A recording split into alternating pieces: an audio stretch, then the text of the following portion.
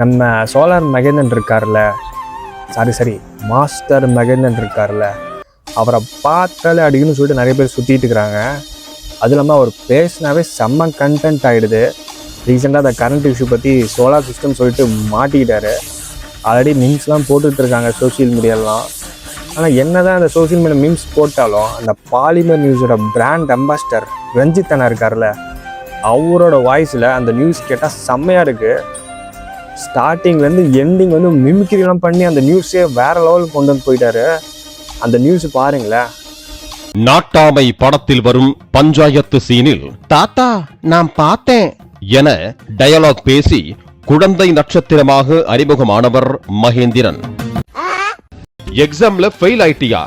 டீச்சரை கேட்டா பாஸ் ஆகிடுவியா? மொபைல் ரீசார்ஜ் முடிஞ்சிடுச்சா? கம்பெனியிடம் கேட்டா உடனே ரீசார்ஜ் ஆகிடுமா என்று நெட்டிசன்கள் மீம்ஸ் போட்டு கலாய்த்து வருகிறார்கள். கேள்வி கேட்டால் கரண்ட் வந்துடுமான்னு சம்பந்தமே இல்லாம பேசுறாரு. முதல்ல இந்த மாதிரி எலைட் தனமாகவும் இலக்காரமாகவும் பேசுறத நிறுத்துங்க மகேந்திரன் என சிலர் பதிவிட்டு வருகிறார்கள்.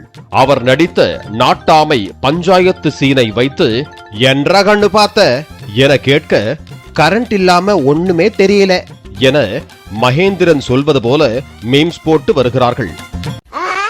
சிலரோ மாஸ்டர் மகேந்திரன் தற்போது சோலார் மகேந்திரனாக மாறிவிட்டார் என AI மூலம் எடிட் செய்தும் கலாய்த்து வருகிறார்கள்.